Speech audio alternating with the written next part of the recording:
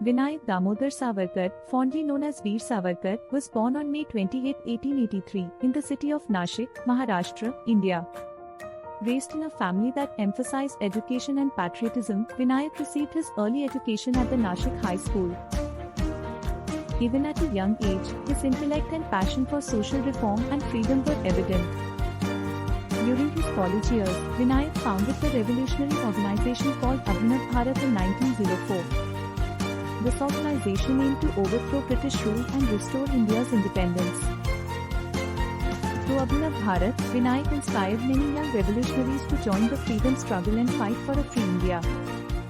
Driven by his thirst for knowledge and armed with a burning desire to achieve something significant for his nation, Vinayak travelled to London in 1906 to pursue higher studies. His time in London played a crucial role in shaping his ideologies and strengthening his resolve to fight for India's freedom. In 1907, Vinayak founded the Free India Society, an organization focused on promoting independence and unifying Indian revolutionaries abroad. Through this society, he aimed to create a united front against British imperialism, propagating the ideals of freedom and self-governance.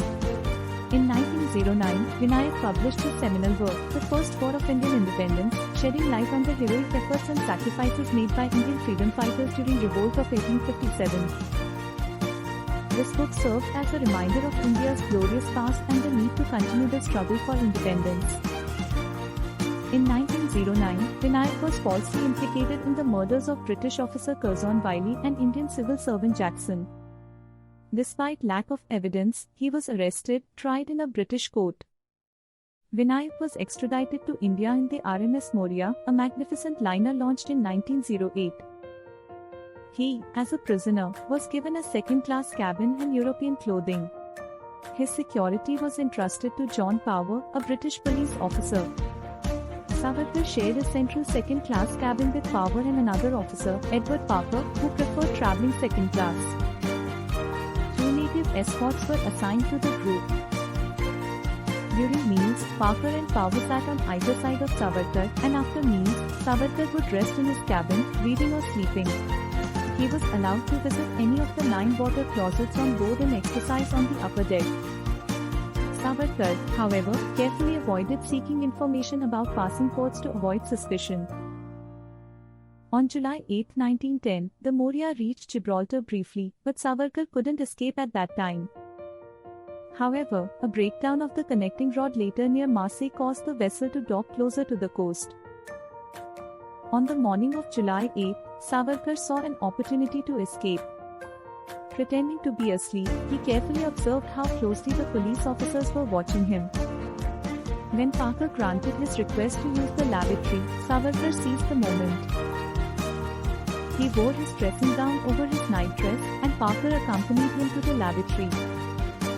Inside, Savarkar crawled through a porthole, making a daring escape. He swam ashore and ran, but he was arrested by a French brigadier of the Maritime Gendarmerie and taken back to the ship. Parker and 2 native guards had tried to catch him, but Savarkar's agile and slender physique aided his escape. He was taken back to the vessel, where he went peaceably, and the incident lasted only a few minutes. Though Savarkar's escape was short-lived, his audacious attempt and subsequent arrest marked his fearlessness and dedication to India's freedom struggle. During his trials in Bombay, Vinayak fearlessly addressed the judges and stated, "Do not address me as a prisoner, but as a political prisoner. I represent a cause, a resolution, a people, and a historical moment. Sentence me, hang me, but your hour will come." He was sentenced to Kala Pani and given double life imprisonment. He endured immense hardships, torture, and solitary confinement, yet his spirit remained unbroken. During his time in prison, Vinayak wrote several impassioned clemency petitions, seeking mercy from the British authorities. However, his refusal to apologize or express regret for his actions stood as a testament to his unwavering commitment to India's freedom. It was also during this time that he became deeply influenced by the Khilafat movement, which played a pivotal role in shaping his ideologies and inspiring him to coin the term Hindutva.